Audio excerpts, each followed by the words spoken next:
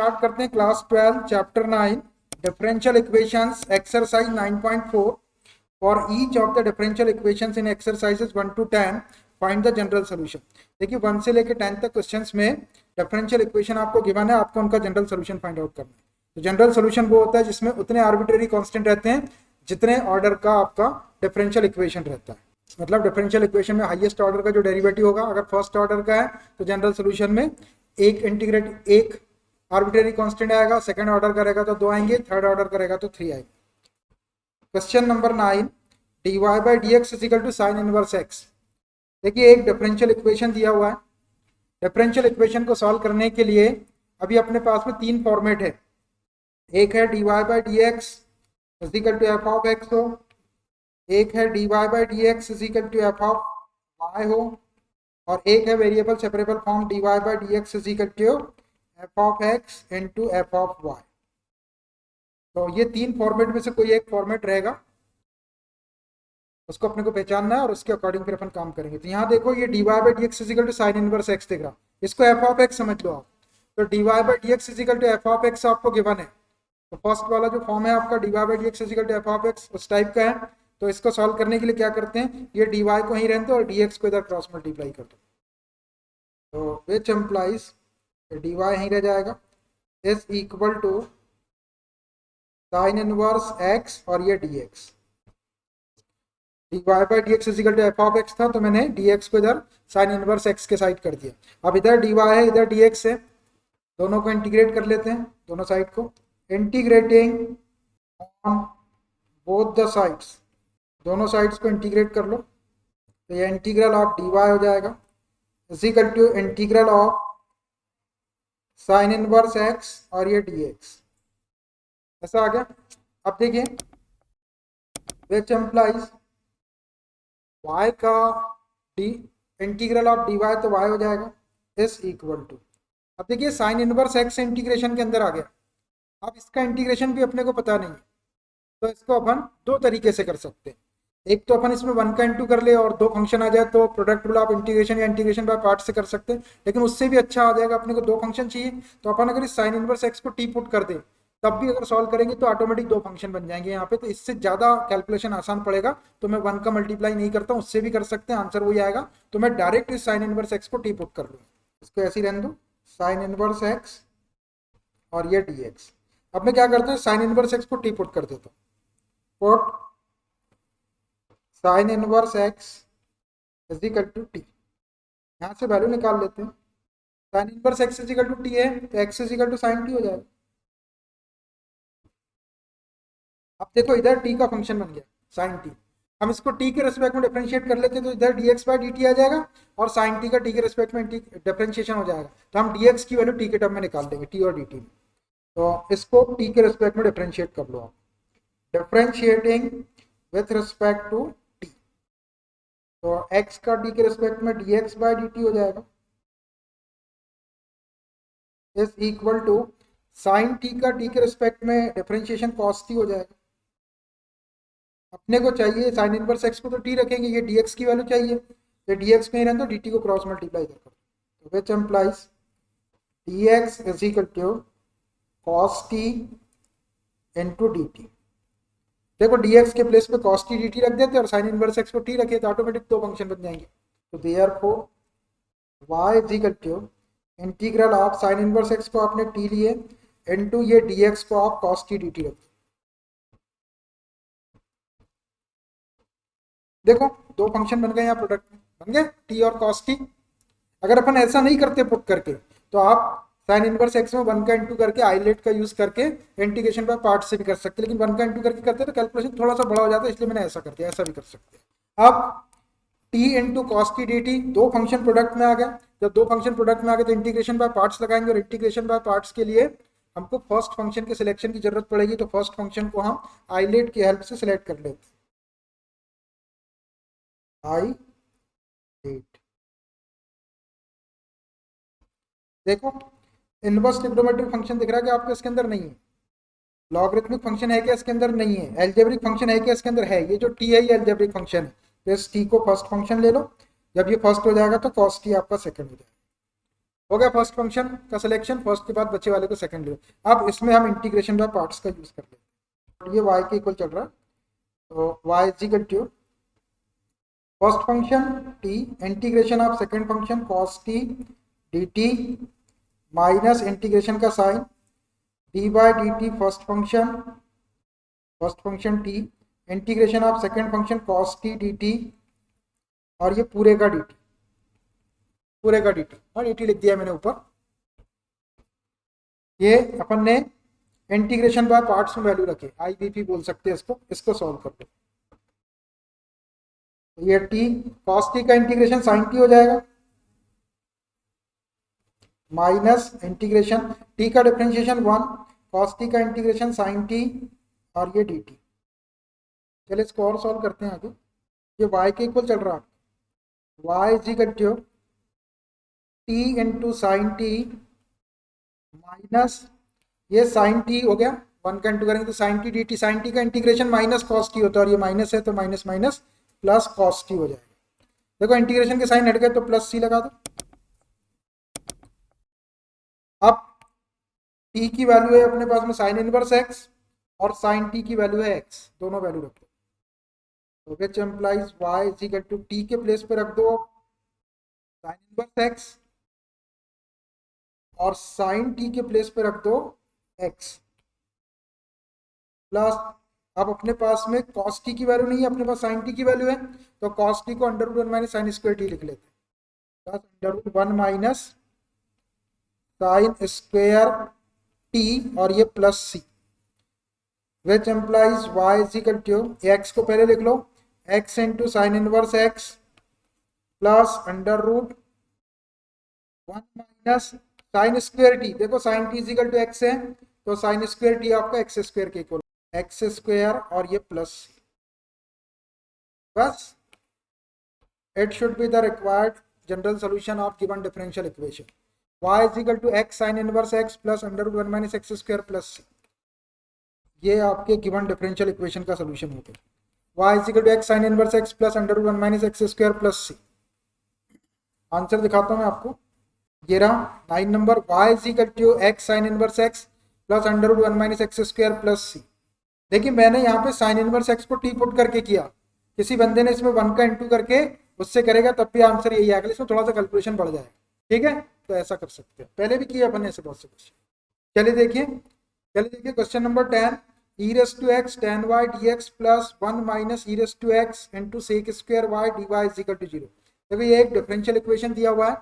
इसका हमको general solution calculate करना है। तो सबसे पहले हमको इक्वेशन का फॉर्म बनाना पड़ेगा, dy by d x is equal to f of x है या dy by d x is equal to f of y है या dy by d x is equal to f of x into f of y. तो हम इसके लिए क्या करते हैं, एक साइड में लेफ्ट साइड में केवल dy बाई डी एक्स रहना चाहिए, बाकी सारी टर्म्स को अपन राइट साइड में लिखते हैं। तो देखो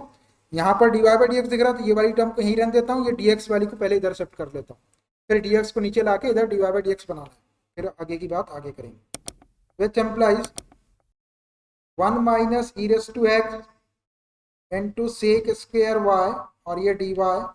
इज इक्वल टू, इसको शिफ्ट कर लो इधर तो माइनस हो जाएगा, minus e raise to x tan y d x, ऐसा हो गया। अब देखो यहाँ डी वाई है, ये सब इंटू में है और यहाँ पर डी एक्स है, तो डी एक्स को क्रॉस मल्टीप्लाई करके डी वाई के अपॉन में ले आते हैं और ये 1 minus e raise to x sec square y को क्रॉस मल्टीप्लाई करके इधर कर देते हैं।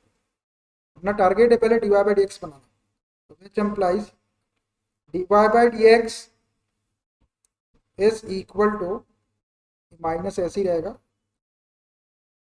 e raise to the power x tan y और अपॉन में ये आ जाएगा 1 minus e raise to x into sec square y. अब देखो ये है dy बाई डी एक्स और इधर देखो f ऑफ x के प्लेस पे e raise to x into 1, f of x के प्लेस पे e raise to x upon 1 minus e raise to x और एफ ऑफ वाई के प्लेस पे tan y upon sec square y. तो ये बन गया dy by d x is equal to f of x into f of y. F of x और f of y multiply में है तो इसका मतलब वेरिएबल सेपरेबल फॉर्म्स का यूज करना पड़ेगा। तो बाय सेपरेटिंग द वेरिएबल्स, हम वेरिएबल्स को सेपरेट कर लेते हैं, y वाले को dy के साइड ले आते हैं इधर क्रॉस मल्टीप्लाई करके और dx को x वालों को साइड कर देते हैं। तो by separating the variables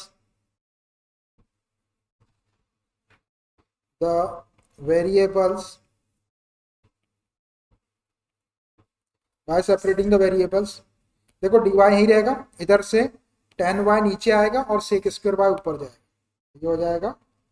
sec square y upon tan y dy is equal to, ये माइनस पे ही रहने दो, ये e raise to x upon 1 minus e raise to x को भी ही रहने दो, और ये dx को इधर कर दो, e raise to x upon 1 minus e raise to x और ये dx। देखो ऐसा हो गया वेरिएबल सेपरेट, y वाले dy के साइड आ गए, x वाले dx के साइड चले गए। ठीक, अब यहाँ dy दिख रहा है, यहाँ dx दिख रहा है, दोनों साइड को इंटीग्रेट कर देते हैं। Integrating on both the sides, integrating on both the sides, दोनों साइड्स को इंटीग्रेट कर लो, तो हो जाएगा integral of sec square y upon tan y dy is equal to integral of minus e raise to x upon 1 minus e raise to x dx। Minus के sign को बाहर भी लिख सकते, मैंने वही रहती है। अब देखो नीचे tan y दिख रहा है, ऊपर सेक स्क्वायर y दिख रहा है, तो tan y का डिफरेंशिएशन सेक स्क्वायर y होता है। अपने पास में integral of f dash of x upon f of x dx is equal to होता है log एफ ऑफ एक्स, होता है प्लस फॉर्मूला अपन ने पिछले क्वेश्चंस में भी यूज करें, तो tan y का डिफरेंशिएशन सेक स्क्वायर y होता है, तो यहाँ लगा देते हैं, ये हो जाएगा log tan y। और यहाँ देखो 1 minus e raise to x है, इसको डिफरेंशिएट करेंगे तो minus e raise to x आ जाएगा।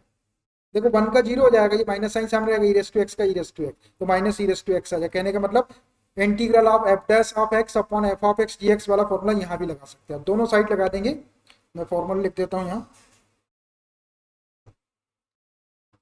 Sense integral of f dash of x upon f of x dx is equal to होता है log एफ ऑफ एक्स और प्लस, ऐसा है तो लगा दो, which implies, यहाँ देख लो यहाँ tan y है और इसका डिफरेंशिएशन सेक स्क्वायर y ऊपर है, तो इसको लिख सकते हैं log tan y is equal to c अपन इस साइड में लगाएंगे, 1 minus e raise to x का differentiation minus e raise to x होता है, तो इसको लिख देते हैं log 1 minus e raise to x और एक कांस्टेंट लगा दो, बस हो गया ये इंटीग्रेशन इसका। अब इसको थोड़ा सा सॉल्व करना है, ये वाला फॉर्मूला अप्लाई किया दोनों साइड, देखने समझ में आया, तो इसका डिफरेंशिएशन ऊपर वाला, इसका डिफरेंशिएशन ऊपर वाला, ये वाला फॉर्मूला लिख देना। लेकिन अब देखिए ये वाले log 1 minus e raise to x के इधर log के साइड में मैं शिफ्ट कर लेता हूँ, ये हो जाएगा log tan y minus log 1 minus e raise to x is equal to c। अब यहाँ पर log m minus log n की प्रॉपर्टी लगा देते हैं, log m अपॉन n, ये हो जाएगा आपका log m की वैल्यू है tan y अपॉन n की value 1 minus e raise to the power x is equal to c। ऐसा आ गया। अभी देखो ये लॉगरिथमिक फॉर्म में है, इसको आगे और सॉल्व करके अपन एक्सपोनेंशियल फॉर्म में लाएंगे। वैसे हो गया ये सॉल्व, लेकिन बुक में आंसर आपका एक्सपोनेंशियल फॉर्म में आ रहा था, एक्सपोनेंशियल फॉर्म में लाएंगे। अब देखो यहाँ पे लॉग के बेस में कुछ नहीं लिखा है, तो आप बेस में ई लिख सकते हैं, अगले स्टेप बेस में ई रहेगा, ये वाला सी को इसकी पावर में लगा देंगे और यहाँ की क्वांटिटी को इक्वल टू करके लिख देंगे, तो ये हो जाएगा आपका which implies e raised to the power c is equal to tan y upon 1 minus e raised to the power x। हो जाएगा भी ऐसा। यहाँ पे मैंने ये वाली प्रॉपर्टी लगाया है, लिख देता हूँ, since log e x is equal to, अगर y हो तो ये लॉगरिथमिक फॉर्म है, इसका एक्सपोनेंशियल फॉर्म ई बेस में है, तो ई बेस में रहेगा, ई की पावर y हो जाएगी और ये x इधर आ जाएगा। वही मैंने यहाँ पे किया, ई बेस में था तो ई बेस में लिख दिया, इधर की क्वांटिटी को पावर में कर दिया और इसको इक्वल टू में कर दिया। tan y अपॉन 1 माइनस ई रेस टू। अब इसको क्रॉस मल्टीप्लाई कर लो इधर, तो ये हो जाएगा आपका e raise to the power c into 1 minus e raise to x equal to tan y, ऐसा है। अब देखो e raise to c constant है, आपको ये सिखाया गया है कि कांस्टेंट केवल सी रखना है आपको, तो ये ई रेस टू द पावर सी को मैं रिप्लेस करके सी लिख देता हूँ और ये tan y को इधर लिख लेता हूँ, tan y is equal to C into 1 minus e raise to the power x. यहाँ लिख देते हैं हम put E raise to the power C is equal to only C, E raise to सी को सी लिख देना है बस। ये जो आपका आ गया है, ये जो आपका आया tan y is equal to C into 1 minus e raise to x, यही आपका जनरल सोल्यूशन हो गया गिवन डिफरेंशियल इक्वेशन। ये ई रेस टू सी को मैंने सी लिख दिया और यहाँ लिख भी दिया। आंसर दिखाता हूँ मैं आपको, ये रहा 9.4 का 10 नंबर का question, tan y is equal to C into 1 minus e raise to the power x. Logarithmic form में था तो हमने उसको एक्सपोनेंशियल फॉर्म में लिख दिया, तो ये भी आंसर ठीक था, लेकिन बुक वाले ने लॉगरिथमिक फॉर्म से एक्सपोनेंशियल फॉर्म में लाया तो ऐसा सॉल्व कर देंगे। और जनरली क्वेश्चन को आपको ऐसा सॉल्व करना है कि एक्सपोनेंशियल फॉर्म में ही आपको आंसर लिखना है, सॉल्व कर तो लॉग वाला आता है, नहीं तो यहाँ तक तो सॉल्व हो ही गया। ये सॉल्व करते हैं बुक का आंसर देख के कि बुक में ऐसा आंसर है इसलिए इसको आगे सॉल्व करते हैं। डिफरेंशियल इक्वेशन का मतलब है सॉल्व करना है, उसको सॉल्व करके अभी थोड़ा बहुत कैलकुलेशन आगे पीछे होता है। अभी जैसे यहाँ तक सॉल्व हुआ, कभी कभी बुक वाला यहीं पे छोड़ देता है, आंसर को यहीं छोड़ देता है, तो आप फिर भी याद रखिए मोस्ट ऑफ द क्वेश्चन में अगर लॉग के टर्म में आ रहा है तो आप उसको एक्सपोनेंशियल फॉर्म में लो, और एक्सपोनेंशियल फॉर्म में लाने के लिए ये वाला फॉर्मूला यूज करो। Log e x is equal to y हो तो बेस में ई था तो बेस में ईच रहने दो, इधर जो क्वांटिटी रहती है उसको ई की पावर में लगा दो और यहाँ पे लॉग ई के साथ में जो क्वांटिटी रहती है उसको इक्वल टू करके इधर लिख दो। तो ये ई रेस टू वाई एक्स, ये फॉर्मूला आपका पहले भी बहुत बार यूज हुआ, आगे भी होगा, इस क्वेश्चन में भी हुआ। इसको कहते हैं लॉगरिथमिक फॉर्म और इसको कहते हैं एक्सपोनेंशियल फॉर्म, ठीक। और कहीं पे आपका सी के अलावा कोई और कांस्टेंट आ जाए तो उसको चेंज करके सी लिख दो, माइनस सी भी आ जाए इवन आपका तो भी आप उसको प्लस सी लिखो, ठीक। बहुत से क्वेश्चन में अपने ऐसा कर लिया, आपको ये एक्सरसाइज खत्म होते होते तक इसकी अच्छी खासी प्रैक्टिस हो जाएगी। देखिए 1 से लेके 10 तक जो क्वेश्चंस अपन ने सॉल्व किए उसमें अपन ने जनरल सोल्यूशन कैलकुलेट किए। तो जनरल सोल्यूशन की मैंने आपको जो डेफिनेशन बताया था कि जनरल सोल्यूशन वो होता है जिसमें उतने आर्बिट्रेरी कांस्टेंट होते हैं जितना कि डिफरेंशियल इक्वेशन का ऑर्डर होता है। और डिफरेंशियल इक्वेशन का ऑर्डर क्या होता है, हाईएस्ट ऑर्डर का डेरिवेटिव जो रहता है उसके अंदर उसका जो ऑर्डर होता है वही आपके डिफरेंशियल इक्वेशन का ऑर्डर रहता है। तो उतने आर्बिट्रेरी कांस्टेंट जनरल सोल्यूशन में आते हैं। अपन ने 10 क्वेश्चन सॉल्व करें, 10 क्वेश्चन में हाईएस्ट ऑर्डर का डेरिवेटिव dy बाय dx था, डिफरेंशियल इक्वेशन का ऑर्डर फर्स्ट था, तो आपका जनरल सोल्यूशन में एक ही कांस्टेंट आया। अब उसके बाद पर्टिकुलर सोल्यूशन के लिए आपको ये बताया गया है कि ऐसा सोल्यूशन जो आर्बिट्रेरी कांस्टेंट से फ्री रहता है उसको पर्टिकुलर सोल्यूशन कहते हैं। तो आप पर्टिकुलर सोल्यूशन वाले क्वेश्चन अपने को सॉल्व करना है, और पर्टिकुलर सोल्यूशन वाले क्वेश्चन में आप देखेंगे कि उसमें कोई भी आपका आर्बिट्रेरी कांस्टेंट नहीं है, मतलब जैसे सी आ रहा था वो नहीं, सी के प्लेस पे कोई ना कोई वैल्यू आई। तो देखिए for each of the differential equations in exercises 11 to 14, 11 से 14 तक 4 क्वेश्चन होते हैं, 11, 12, 13 और 14, 4 क्वेश्चन। 3 नहीं बोलेंगे आपके, 14 में से 11 माइनस कर दिए 3, 11 नंबर का कहाँ गया फिर, 11, 12, 13, 14, 4 क्वेश्चन। चारों क्वेश्चन में आपको क्या करना है, डिफरेंशियल इक्वेशन के लिए find a particular solution satisfying the given condition. आपको पर्टिकुलर सोल्यूशन फाइंड आउट करना है जो गिवन कंडीशन को सेटिस्फाई करेगा। क्वेश्चन के अंदर कंडीशन भी लिखी हुई है, डिफरेंशियल इक्वेशन के साथ में कंडीशन भी लिखी हुई है। तो क्या करेंगे अपन कि जो डिफरेंशियल इक्वेशन दिया हुआ है उसको वैसे ही सॉल्व करेंगे अपन जैसा अभी अपन ने जनरल सोल्यूशन के लिए सॉल्व करे थे, और पहले उसका जनरल सोल्यूशन निकालेंगे। तो जनरल सोल्यूशन आपका कांस्टेंट के टर्म में आएगा, उसमें आर्बिट्रेरी कांस्टेंट रहेंगे, जितना कि डिफरेंशियल इक्वेशन का ऑर्डर रहेंगे उतने आर्बिट्रेरी कांस्टेंट रहेंगे। फर्स्ट ऑर्डर का अगर ऑर्डर है डिफरेंशियल इक्वेशन का तो एक आर्बिट्रेरी कांस्टेंट रहेगा। अब क्या करेंगे, जो कंडीशन आपको गिवन रहेगी एक्स की वैल्यू या वाई की वैल्यू या डेरिवेटिव की वैल्यू जो भी गिवन रहेगी कंडीशन, उसको अप्लाई करके उस कांस्टेंट सी की वैल्यू निकालेंगे और वापस उसको उठा के उसी के अंदर रख देंगे। यहाँ से निकालेंगे वहीं पे ले जाके सी के प्लेस पे वैल्यू रख देंगे, तो फाइनल आंसर के अंदर आपको सी दिखाई नहीं देगा, सी के प्लेस पे कोई नंबर दिखाई देगा 1 2 3 4 5 इस टाइप, कोई रियल वैल्यू आपको दिखाई देगी।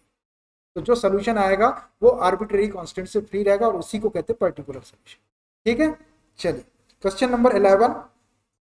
X cube plus x square plus x plus 1 dy by d x is equal to 2x square plus x, और यहाँ पे कंडीशन दी हुई है y इज इक्वल टू 1 और x इज इक्वल टू 0।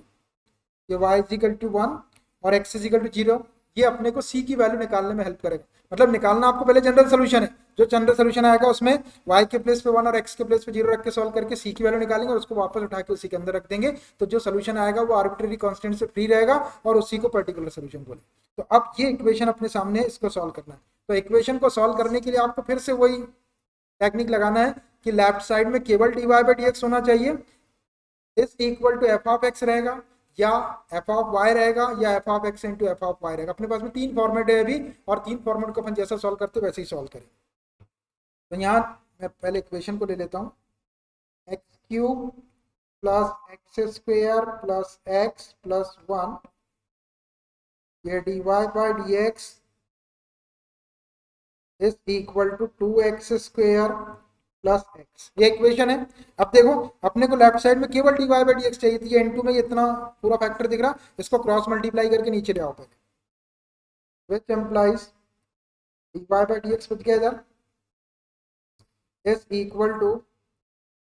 ये 2x square plus x upon x cube plus x square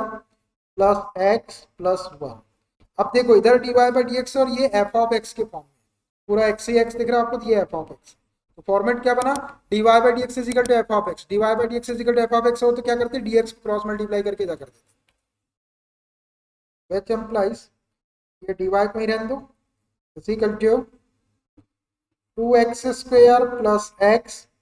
upon x cube plus x square plus x plus 1 और ये dx। देखो मैंने dy को यहीं रहने दिया और dx को इधर कर दिया ऐसा। अब यहाँ dy दिख रहा है, इधर dx दिख रहा, तो दोनों साइड को इंटीग्रेट कर दो, integrating on both the sides, integrating on both the side. दोनों साइड को इंटीग्रेट करने का मतलब इंटीग्रेशन का साइन लगा दो, integral of dy is equal to integral of 2x square plus x upon x cube plus x square plus x plus 1 dx। देखो मैंने क्या किया, इसको इक्वेशन को सॉल्व करके मैंने दोनों साइड इंटीग्रेट कर दिया। अब अपन इसका जिसका इंटीग्रेशन और उसका इंटीग्रेशन करो और जो इंटीग्रेशन नहीं हो रहा उसको सॉल्व करें। ऐसा करने में कोई दिक्कत किसी को, कोई दिक्कत नहीं। तो विच एम्प्लाइज ये dy का इंटीग्रेशन तो y हो जाएगा इज इक्वल टू, अब देखना है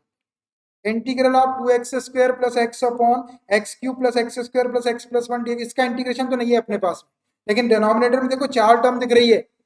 तो दो में से आप कॉमन निकाल लो, दो में से कॉमन निकालो तो डिनोमिनेटर में 2x स्क्वायर प्लस एक्स, तो ऐसे ही रहने दो, यहाँ से एक्स स्क्वायर कॉमन निकालेंगे इन दोनों में से, तो ये x बच जाएगा प्लस 1, x प्लस 1 में से x 1 कॉमन निकाल, ये 1 कॉमन निकाले तो ये x प्लस 1 बच गया और ये dx। अब ये x प्लस 1 का फैक्टर कॉमन आ जाएगा, y के इक्वल चल रहा है, y is equal to integral of 2x square plus x upon x plus 1 का फैक्टर कॉमन निकाल रहा है, यहाँ बच जाएगा एक्स स्क्वायर और ये प्लस 1 और ये dx।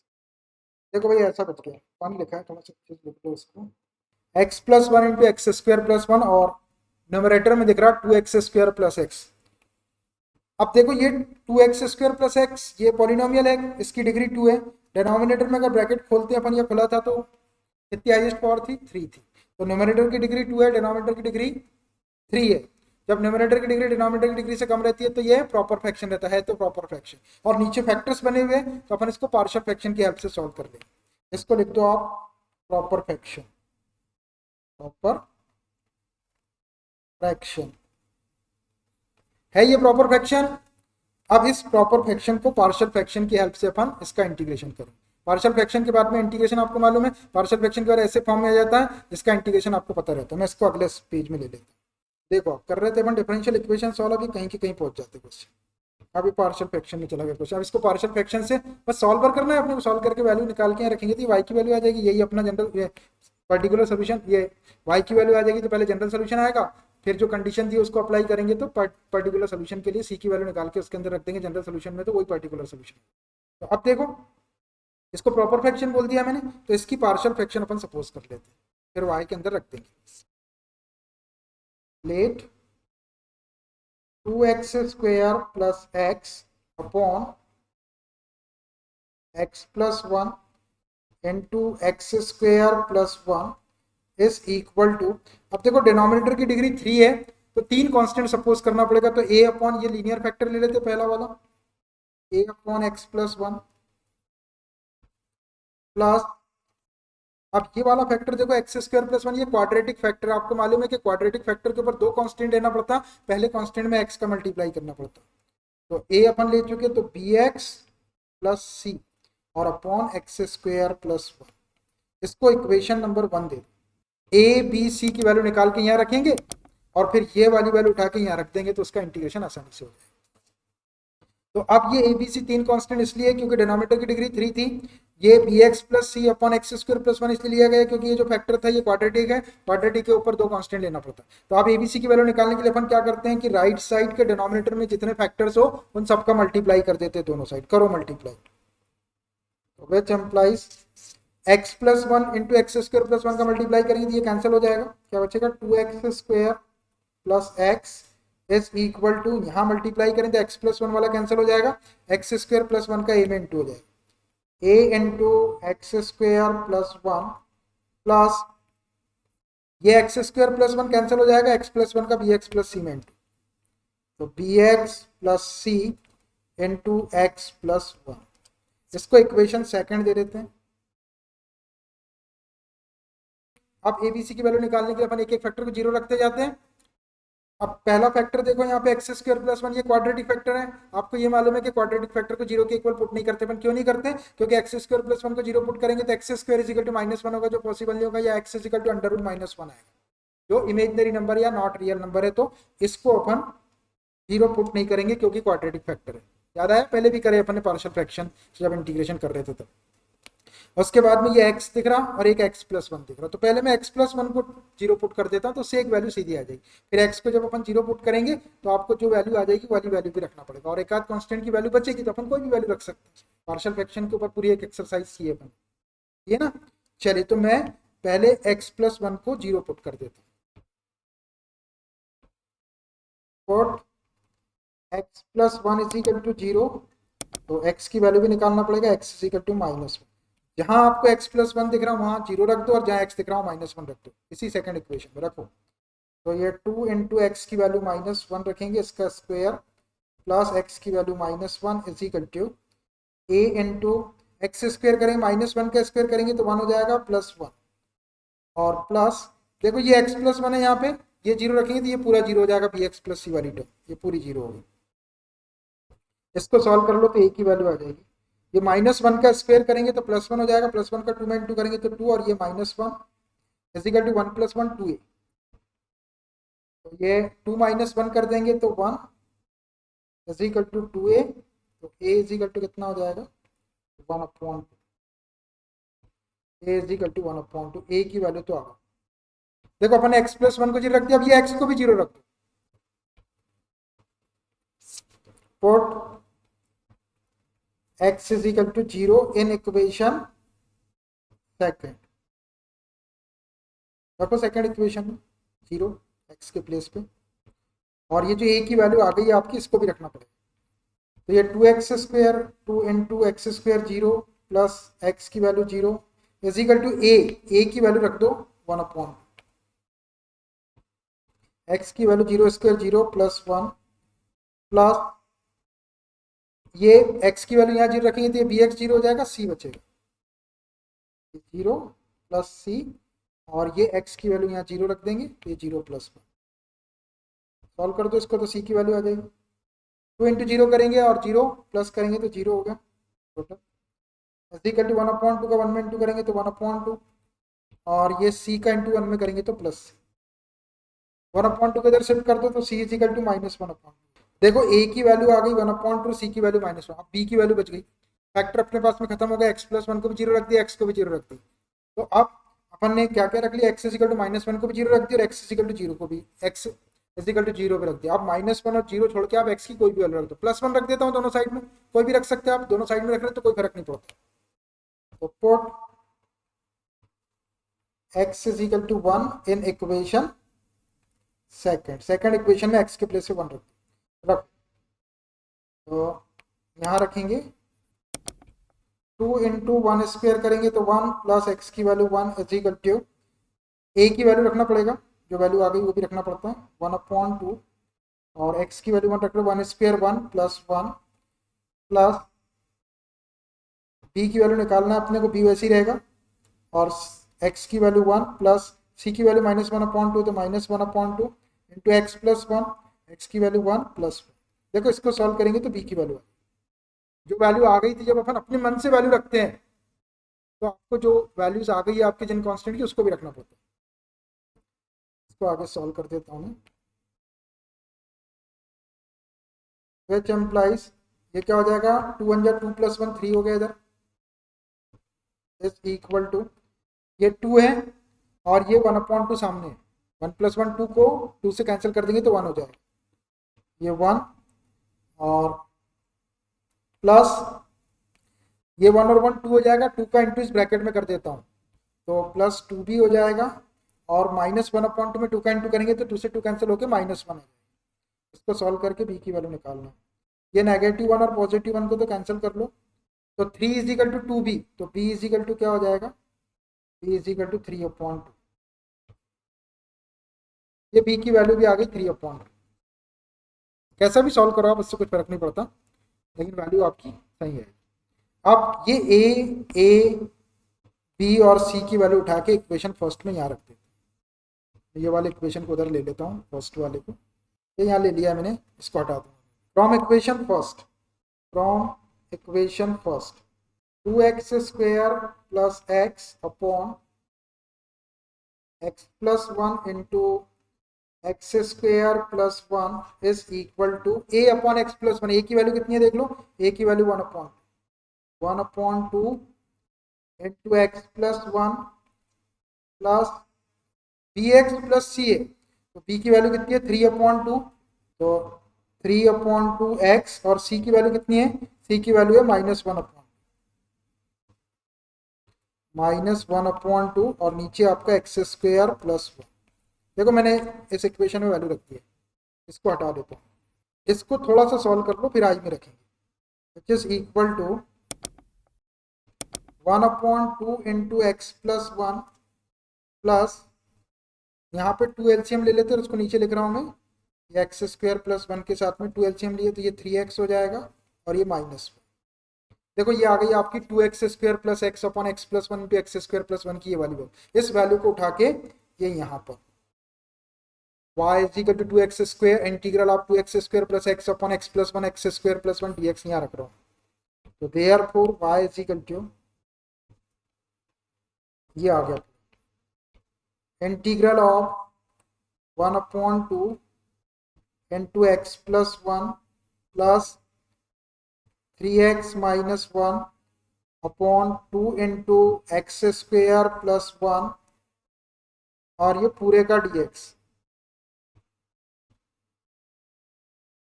बस इसको सॉल्व करना आपको, ये y के इक्वल चलेगा, विच इज इक्वल टू ये 1/2 बाहर, और 1/x प्लस 1 का integration log mod of x plus 1 हो जाएगा, हुआ, प्लस ये 1/2 बाहर, integral of 3x minus 1 upon x² plus 1 और ये dx, इसका इंटीग्रेशन अभी करेंगे, ऐसा हो गया। अब देखिए इस पूरे को टी पुट करने से तो नहीं आता है, लेकिन इसको अगर अलग अलग डिवाइड कर देंगे तो अपना काम हो जाएगा, ये 3 को सामने लिख देंगे, x अपॉन x² प्लस 1 में x² प्लस 1 को टी पुट करेंगे तो ये x dx की वैल्यू आ जाएगी, है ना, तो इसको अलग अलग डिवाइड कर, विच इज इक्वल टू ये 1/2 ये लॉग, अब देखिए मॉड x प्लस 1 है यहाँ पर, और x की वैल्यू क्वेश्चन में गिवन है अपने को, x की वैल्यू 0 गिवन है ना, है, तो अगर अपन x की वैल्यू यहाँ पे अगर 0 रखें तो ये 0 + 1 1 आएगा, पॉजिटिव क्वांटिटी आ रही, तो मैं यहाँ से मॉड का साइन हटा देता हूँ, मॉड का साइन कब हटता है, जब वैल्यू ग्रेटर देन 0 हो जाए, तो x की वैल्यू 0 गिवन है तो ये 0 + 1 करेंगे तो 1, ग्रेटर देन 0 वैल्यू आ रही तो मैं मॉड के साइन को हटा देता हूँ, ये x प्लस 1, ठीक, प्लस इसको अलग अलग डिवाइड कर रहे हैं, और ये 3 को सामने ले लेता हूँ, तो ये 3/2 integral x upon x square plus 1 dx, और ये 1/2 का -1 में इंटू कर लो, ये 1/2 सामने आ गया, integral of 1 upon x square plus 1 dx। देखो ऐसा लिख सकते हैं, ये वाले 1/2 का मैंने दोनों में इंटू भी कर दिया है, तो ये 3/2 कर दिया, x upon x square plus 1 dx, और ये -1 में इंटू करना है, तो ये -1/2 1 अपॉन एक्स स्क्वायर प्लस 1, ऐसा आया। आराम से देखना है। अब देखो 1/1 प्लस एक्स स्क्वायर या 1 अपॉन एक्स स्क्वायर प्लस 1, ये तो डायरेक्ट tan इनवर्स x का डिफरेंशिएशन है, तो इसके इंटीग्रेशन को tan इनवर्स x लिख देते हैं अपन। अब रही बात यहाँ पे, तो यहाँ पे एक्स स्क्वायर प्लस 1 को टी पुट कर देंगे तो x dx की वैल्यू आ जाएगी। तो अब अपन चाहे तो यहाँ पे टी पुट कर सकते हैं, और नहीं तो अपने पास में फॉर्मूला है कि इसका डिफरेंशिएशन ये वाला, अगर अपन इसको डिफरेंशिएट करेंगे 2x आएगा यहाँ पे। अगर यहाँ पे x के प्लेस पे 2x हो जाए तो अपन इसको direct log x square plus 1 लिख सकते हैं, तो पुट करने की जरूरत नहीं पड़ी। तो मैं क्या करता हूँ, यहाँ पे 2 का इंटू कर देता हूँ और यहाँ पे 2 से डिवाइड कर देता हूँ, तो ऊपर 2x हो जाएगा। उसका फायदा अपने को ये होगा कि एक्स स्क्वायर प्लस 1 का डिफरेंशिएशन हो गया, अपना फॉर्मूला बन जाएगा integration f dash of x upon f of x d x is equal to log f of x बनेगा। लेकिन उसके लिए अपने को यहाँ 2 की जरूरत पड़ेगी, है नहीं, तो अपन यहाँ 2 लगा देते और यहाँ पे 2 का इंटू कर देते,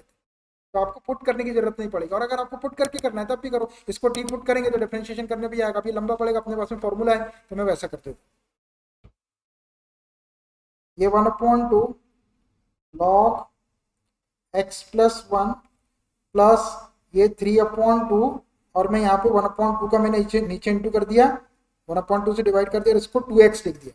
और नीचे का एक्स स्क्वायर प्लस 1 dx, ऐसा लिख सकते हैं अपन इसको। देखो कोई अंतर नहीं आया, 2 से 2 कैंसिल हो जाएगा। ऐसा क्योंकि अपने 2x क्यों बनाया यहाँ पे, अब देखो एक्स स्क्वायर प्लस 1 को डिफरेंशिएट करेंगे तो 2x आ जाएगा, मतलब ऊपर का एफ डैश ऑफ एक्स है, नीचे का एफ ऑफ एक्स है, तो इसको direct upon log f of x लिख सकते हैं,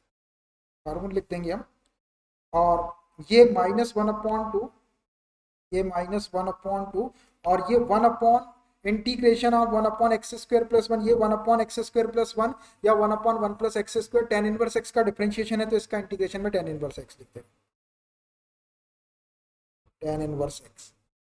अभी अपना पूरे इंटीग्रेशन के साइन हटे नहीं, जब हटेंगे अपन तब सी लगाएंगे। चलो एक स्टेप और, विच इज इक्वली y के इक्वल चल रहा है, y is equal to 1/2 log x plus 1 plus 3/4 हो जाएगा, और इसको लिख रहे हैं हम log x स्क्वायर प्लस 1, log x स्क्वायर प्लस 1, पूरा ये इंटीग्रेशन सब टोटल इतना हो जाएगा। मैं फॉर्मूला लिख देता हूँ,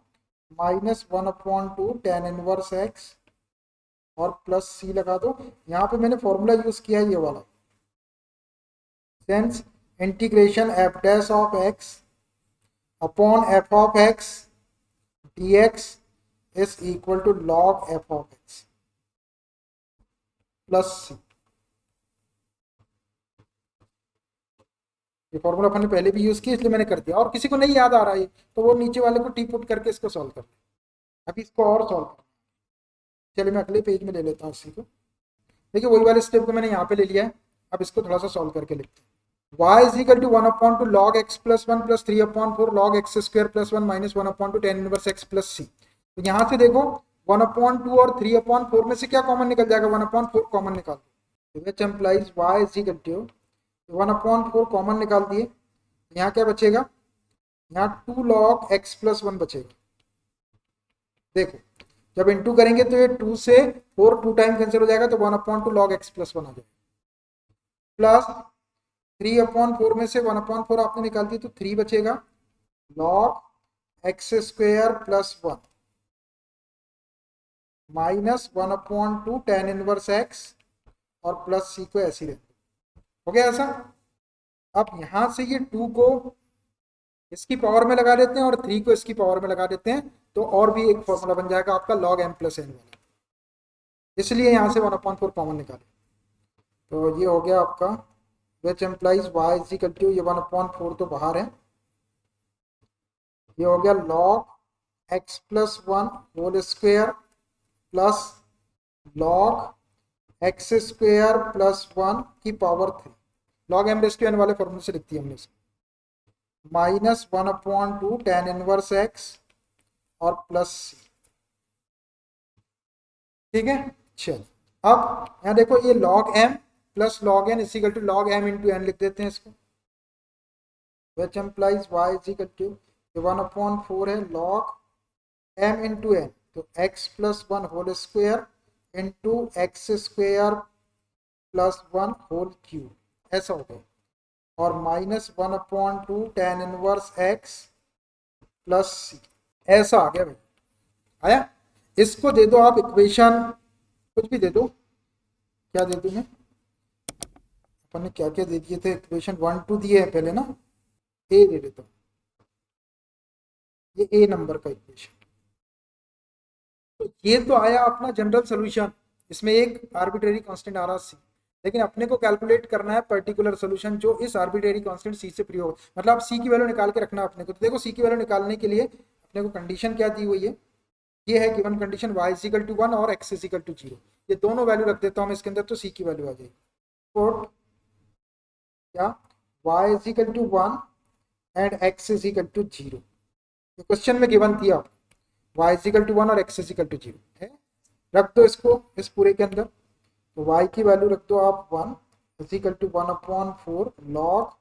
x की वैल्यू 0 रखेंगे तो 0 प्लस 1 स्क्वायर इंटू एक्स की वैल्यू 0 रखेंगे, 0 square 0 plus 1 whole cube minus 1/2 tan inverse x की वैल्यू 0 और प्लस, इसको सॉल्व करने से c की वैल्यू आ जाएगी, which implies 1 is equal to ये 1/4। अब यहाँ देखना ये 1 का स्क्वायर 1 आ जाएगा, ये 1 का क्यूब 1 आ जाएगा, 1 इंटू 1 करेंगे तो 1 log 1 हो जाएगा, टोटल log 1 माइनस ये log 1 है माइनस 1/2, और ये tan इनवर्स 0 एक इनवर्स ट्रिग्नोमेट्रिक फंक्शन आ गया, ये एक एंगल दे देगा, तो tan इनवर्स 0 को अपन 0 लिख सकते हैं क्योंकि tan 0 की वैल्यू 0 होती है, इंटू 0 और प्लस सी, और सॉल्व कर लो, ये 1 इज इक्वल टू 1/4 इंटू ये जो log 1 है इसको अपन 0 लिख सकते हैं, log 1 की वैल्यू 0 होती है, माइनस ये 1/2 इंटू 0 करेंगे तो 0 हो जाएगा, प्लस सी, ये 1/4 में 0 का इंटू करेंगे तो ये भी 0 हो जाएगा, which implies 1 is equal to ये 0 हो गया और ये सी बच जाएगा, 1/4 इंटू 0 0 हो गया, माइनस 0 0 और ये सी, तो सी इज इक्वल टू 1 आ गया। इस सी की वैल्यू को उठा के आप इक्वेशन ए में रख दो, फ्रॉम इक्वेशन ए रख दो भाई ए इक्वेशन में, तो y इज इक्वल टू क्या हो जाएगा 1/4 log x plus 1 whole square into x square plus 1 whole cube minus 1/2 tan inverse x और प्लस सी के प्लेस पे 1, बस this is the required particular solution of given differential equation. देखिए ये particular solution है जो आर्बिट्रेरी कांस्टेंट से free है, ये वन कांस्टेंट है, आर्बिट्रेरी कांस्टेंट नहीं है। आर्बिट्रेरी कांस्टेंट वो होता है जिसकी वैल्यू डिफरेंट डिफरेंट कॉन्टेक्स्ट के लिए डिफरेंट डिफरेंट होती है, सी लिखते हैं अपन उसको, तो सी के प्लेस पे कोई वैल्यू आ जाएगी। तो देखिए आपने कैसा क्वेश्चन था, ये आंसर दिखा देता हूँ मैं आपको। इतना बड़ा क्वेश्चन सॉल्व करने के बाद में आंसर करेक्ट आना बहुत जरूरी है, और नहीं तो कोई मतलब नहीं है फिर आपके calculation. Question number 8, y is equal to 1/4 log x plus 1 whole square into x square plus 1 whole cube, उसने ब्रैकेट लगाया, अपन ने नहीं लगाया, लगा सकते bracket, minus 1/2 tan inverse x plus 1। अब इतना मैच नहीं होगा अपने से ना, चाहे तो आप ब्रैकेट लगा दो यहाँ पे, यहाँ पे चाहे तो ब्रैकेट लगा सकते, नहीं भी लगाएंगे तो कुछ नहीं हो रहा, इंटू में टर्म है, ठीक है। तो देखिए आपने पर्टिकुलर सोल्यूशन में क्या हुआ, पर्टिकुलर सोल्यूशन में आपको इतना पार्ट एक्स्ट्रा करना, निकालना आपको जनरल सोल्यूशन है पहले सी के टर्म, सॉल्व कर दो उसको, और सॉल्व करके जो कंडीशन दी रहेगी उसको रख के सी की वैल्यू निकालो और वापस उसको वहाँ रखो। अब जो आपका सोल्यूशन आया उसका नाम पर्टिकुलर सोल्यूशन है। तो पर्टिकुलर सोल्यूशन वो होता है जो आर्बिट्रेरी कांस्टेंट से फ्री होता है। देखो इसमें कोई भी आर्बिट्रेरी कांस्टेंट, वन को आप आर्बिट्रेरी कांस्टेंट नहीं कहते, वन को अपने यहाँ पे कांस्टेंट ही कहते हैं। अपने यहाँ क्या, बांग्लादेश सब जगह उसको कांस्टेंट ही बोलेंगे, कहीं भी उसको कांस्टेंट बोलेंगे, और आर्बिट्रेरी कांस्टेंट सी रहता है, ठीक है। ये पर्टिकुलर सोल्यूशन है। जैसी डेफिनेशन जैसे कॉन्सेप्ट आपको मैंने बताया था, मैं उनको मैच करके भी बताता हूँ कि क्वेश्चन का आंसर उसी के अकॉर्डिंग आ रहा, ताकि अपने को पता रहे कि पर्टिकुलर सोल्यूशन आखिर होता क्या है। क्योंकि ऑब्जेक्टिव टाइप का क्वेश्चन आ जाता है उसके ऊपर और बच्चा सारे क्वेश्चन सॉल्व कर लेता है। एक ऑब्जेक्टिव टाइप का क्वेश्चन आ गया, एक डिफरेंशियल इक्वेशन दे दिया उसने, उसका सोल्यूशन दे दिया कि इसका पर्टिकुलर सोल्यूशन कौन सा है सी के टर्म में या किसी और कांस्टेंट के टर्म में, तो बच्चा सी के टर्म वाला लिख दिया। बच्चे ने सारा पूरे चैप्टर के ऊपर मेहनत किया उसने और क्वेश्चन वहां पे जाके गलत कर दिया जहां पानी कम था। मतलब किसी की नाव कहाँ जाके डूबती है, जहाँ पे पानी कम रहता है, वो लापरवाह हो जाता है वहां पे जाके। पूरा क्वेश्चन सॉल्व कर लिया, उस पर ध्यान नहीं रखा पर्टिकुलर सोल्यूशन क्या है, जनरल सोल्यूशन क्या है। मैथमेटिक्स में बड़ी चीजें याद रखने की जरूरत नहीं है, आपको जो छोटी छोटी चीजें वो आपको याद रखना और उसको जैसा जैसा आपको मौका मिलते जाता है क्वेश्चन के अंदर उसको वैसा वैसा आप रिवाइज करते जाओ। मैं इसी वे में क्वेश्चन को करता हूँ, इसलिए मेरे को सारी चीजें याद रहती है और बिना टेंशन के क्वेश्चन करेक्ट आते हैं। आप भी छोटी छोटी चीजें याद रखिए जो आपको बताते हैं, तो क्वेश्चन आपके करेक्ट होते हैं। बड़ी चीजें, इतनी चीजें मैं याद नहीं रख सकता, इतना याद कोई नहीं कर सकता, मैं क्या कोई भी नहीं कर सकता, और करने की जरूरत भी नहीं है उसकी। लेकिन आप जो सोल्यूशन बोल रहा था उसको चेक करके देख लो कि जैसा सोल्यूशन अपन ने पढ़े भाई वैसे ही आ रहा है कि नहीं आ रहा है। तो इस वे में आप रिवाइज करते रहेंगे तो मैथमेटिक्स लंबे टाइम तक आपके दिमाग में। बच्चों में और मास्टर में यही डिफरेंस होता है। मास्टर क्या करता है या मास्टर नहीं क्या करते हैं, ये जब चीजें आती है तो उसको वो रिवाइज करते, पुरानी चीजें याद करते कि क्या बताए थे और नई चीज उसके साथ में जोड़ते जाते हैं। और बच्चे क्या करते हैं, बस वो जो कर रहे हैं जो सामने बस वो उसी को सोचते हैं, पीछे क्या होगा उसके बारे में सोचते नहीं, इसलिए उनके दिमाग में ज्यादा देर तक के सोल्यूशन नहीं रहते। और मैथमेटिक्स में 1 2 3 4 5 ए से लेकर जेड तक के ABCD और 1 2 3 4 5 ऐसे 10 से आपके पास है, बस उन्हीं के ऊपर खेल, उसको कहाँ तक याद रखेंगे। तो चीज़ों को थोड़ा सा अच्छे से पढ़ेंगे। पढ़ना एक कला है, पढ़ाना तो एक कला ही है, साथ में पढ़ने की टेक्निक भी यदि आपकी अच्छी है कि किस वे में आप चीज़ों को याद रख सकते हैं, तो वो आपको ज़्यादा काम। बहुत ज़्यादा पढ़ने से और बहुत ज़्यादा रिवीजन करने से कुछ नहीं होता, भूल जाते हैं आखिरी में जाके। जैसा वे हम बताते हैं ऐसा करिए। क्वेश्चन की लंबाई और चौड़ाई पे मत जाइए कि क्वेश्चन बड़ा है छोटा है, बड़ा होगा। देखो कितना 4 पेज में क्वेश्चन, अब देखो क्वेश्चन कहाँ से निकला था और कहाँ चला गया। क्वेश्चन में कोई भी चीज़ क्लियर नहीं थी, पहले तो हमने इसका डिफरेंशियल इक्वेशन बनाया, पहले डिफरेंशियल इक्वेशन का ऐसा फॉर्म पता चला अपने को कि ऐसा है, ये बनाया। उसके बाद में अब ये इधर देखो कितना कॉम्प्लिकेटेड फॉर्म आ गया। इसको सॉल्व करके पार्शियल फ्रैक्शन में अपन ने ये 3 कांस्टेंट की वैल्यू निकालना पड़ गया अपने को। अब पार्शियल फ्रैक्शन तो रहा, उसके बाद में आप सॉल्व करते करते अब अपने पास में यहाँ पे जनरल सोल्यूशन मिला अपने को। अब जाके यहाँ पे ऐसे अब जनरल सोल्यूशन से भी उसका पेट नहीं भरा, वो आगे कह रहा पर्टिकुलर सोल्यूशन निकालो, तो पर्टिकुलर सोल्यूशन के लिए आपको ये काम और एक्स्ट्रा करना पड़ेगा। तो ये बड़े नंबर का क्वेश्चन है, एग्जामिनेशन जब ऐसे क्वेश्चन आते हैं तो ये ज़्यादा मार्क्स के लिए।